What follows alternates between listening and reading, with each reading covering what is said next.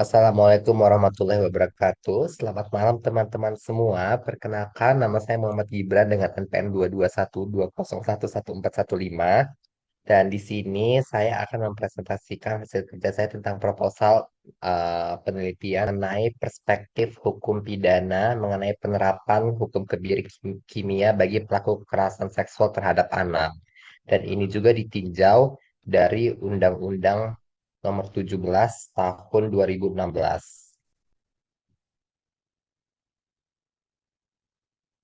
Oke, sebenarnya kenapa sih saya mengangkat ini sebagai proposal penelitian saya? Karena dilihat banyak sekali kayak berita-berita atau kejadian kronologi di Indonesia yang dewasa ini yang sering banget oknum ini melakukan pelecehan seksual terutama kepada anak di bawah umur. Dan menurut saya hukum kebiri ini merupakan urgensi yang sangat relevan untuk diterapkan pada saat ini, khususnya di Indonesia karena ini juga bisa menjadi efek jerah bagi para pelaku. Dan ini berikut saya juga masukkan berita-berita mengenai hal tersebut. Jadi memang sudah banyak banget em, pelecehan seksual mengenai anak ini yang dilakukan oleh orang di ya orang dewasa di bawah umur kepada anak di bawah umur. Dan untuk table of content kali ini, yang pertama sepertinya ini di metode penelitian pada umumnya itu ada pendahuluan, tinjauan pustaka, dan juga metodologi penelitian. Dan untuk pendahuluan sendiri itu di Indonesia kasus kejahatan seksual mengalami peningkatan setiap tahun dengan korban tidak hanya dewasa tapi juga remaja, anak-anak dan balita. Fenomena ini semakin mengkhawatirkan karena pelaku seringkali berasal dari lingkungan terdekat korban seperti keluarga, teman-teman sekolah atau komunitas sekitar. Kejahatan seksual terhadap anak-anak tidak hanya beresiko fisik tapi juga menimbulkan trauma psikologis termasuk kehilangan kepercayaan pada orang dewasa, perasaan tidak berdaya dan juga stigma sosial. Dan ini memang sangat menimbulkan efek domino di masalah yang dialami oleh korban pelecehan seksual itu sendiri. Karena mereka juga ya tidak hanya dikorbankan secara fisik, tapi mereka juga mengalami trauma yang begitu mendalam. Karena pasti korban pelecehan seksual ini setelah mendapatkan perlakuan seperti pelecehan tersebut, mereka akan mengurung diri di kamar. Habis itu mereka juga bakal lebih antisosial, bakal melihat orang lain tuh seperti orang yang ketakutan pasti dia melihat orang lain. Makanya itu sangat-sangat merugikan korban. Dan untuk menangani hal ini, pemerintah Indonesia mengesahkan Undang-Undang Nomor 17 Tahun 2016 yang memperberat hukuman bagi pelaku kejahatan seksual terhadap anak. Hukuman tambahan seperti hukuman mati, kebiri kimia, pemesanan alat pelacak elektronik, dan rehabilitasi bagi pelaku diatur dalam undang-undang ini. Meski demikian, hukuman kebiri kimia mendapat penolakan dari Ikatan Dokter Indonesia karena dianggap melanggar kode etik kedokteran. Sebagai alternatif, pemerintah menunjuk pihak lain untuk melaksanakan kebiri kimia selain tenaga medis. Meskipun demikian, mayoritas fraksi DPR mendukung kebiri sebagai bentuk pemberatan hukum. Dan ini adalah definisi hukum kebiri terdiri dari rumusan masalah. Jadi kita akan meninjau hukum kebiri ini berdasarkan Undang-Undang Nomor 17 Tahun 2016 dan kita juga tinjau bagaimana sih penerapan pidana terhadap kebiri kimia di Indonesia. Apakah sudah diterapkan dan ataupun kalau sudah diterapkan apakah bisa sepenuhnya diterapkan di Indonesia atau tidak. Atau memang ada syarat-syarat khususnya.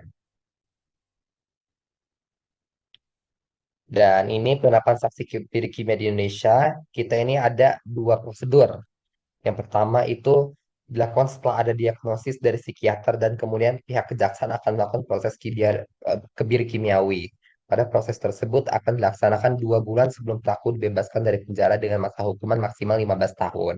Jadi teman-teman semua, eh, kimia ini dilakukan itu tetap pelakunya itu harus menjalani masa hukuman dulu, masa tahanan. Baru setelah dia menjalani masa tahanan, pada saat dia mau keluar dari tahanan, untuk memastikan dia tidak melakukan hal tersebut lagi, kita akan melakukan namanya kebiri kimia. Jadi bukan semerta-merta kebiri kimia ini hukuman tok yang mana ketika suatu pelaku itu jatuh hukuman kebiri kimia, dia tidak ditahan lagi tuh enggak. Jadi dia double istilahnya hukumannya gitu. Ini singkat saja kali ya. Terus sanksi pidana kebiri berdasarkan kebijakan kriminal perlindungan anak. Sebenarnya dari um, hak asasi manusia itu sebenarnya menentang. Komnas HAM itu menentang akan hal ini karena mereka itu berpendapat bahwa setiap orang itu ya itu sudah dilanggar haknya. Apalagi kan kebiri kimia itu bersifat permanen dan itu sudah melanggar hak asasi manusia walaupun memang ya sebenarnya ada pro kontra sih. Bisa dilihat di sini kan, namun di sisi lain pelaksanaan kebiri kimia dianggap suatu tindakan yang dijatuhkan dan sifatnya lebih berat dari sebuah sanksi pidana itu sendiri. Selain itu, menurut hak asasi manusia merupakan sebuah pelanggaran di mana hal ini melanggar Undang-Undang Dasar 1945 bahwa setiap manusia berhak untuk tidak mendapatkan penyiksaan. Tapi kalau saya sendiri sih setuju ya untuk menerapkan kebiri kimia ini karena ya tidak ada asap kalau tidak ada api gitu ya. Kita harus menerapkan undang-undang yang benar-benar bersifat tegas kepada pelaku kejahatan khususnya dalam hal ini kejahatan seksual. Dan ini adalah metode penelitian pendekatan masalah itu saya menggunakan penelitian hukum normatif yaitu suatu proses untuk menemukan suatu aturan hukum, prinsip-prinsip hukum maupun doktrin-doktrin hukum dan pendekatan ini dilakukan secara pendekatan undang-undang yang mana kita juga didasarkan dengan undang-undang makanya ditinjau dari undang-undang nomor 17 tahun 2016 tersebut. Terima kasih. Apakah dari teman-teman sekalian ada saran mengenai presentasi singkat ini?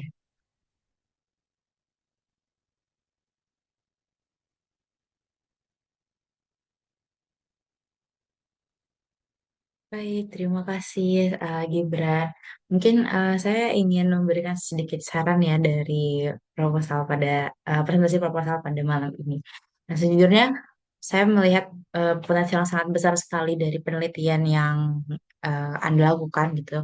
Namun mungkin alangkah baiknya ketika Anda melakukan sebuah penelitian itu terdapat tinjauan pustaka yang lebih apa namanya yang lebih mendalam terkait penelitian tersebut. Jadi, ketika Anda ingin merumuskan suatu rumusan masalah ataupun membagi ke dalam pembahasan-pembahasan tertentu,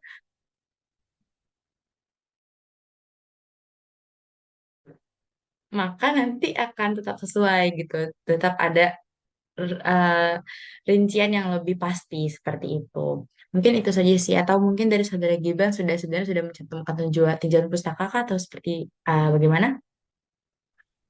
Ya, sebenarnya kalau untuk tinjauan pustaka sendiri, kan ini kita buat dua tugas gitu ya, makalah dan PPT. Sebenarnya saya juga sudah memasukkan tinjauan pustaka yang lengkap dan lebih proper itu di makalah seperti itu. Mungkin ya ini terima kasih pada Zahra juga atas sarannya. Saya baik, terima kasih atas presentasi saya. Mungkin teman-teman semua, apakah masih ada saran?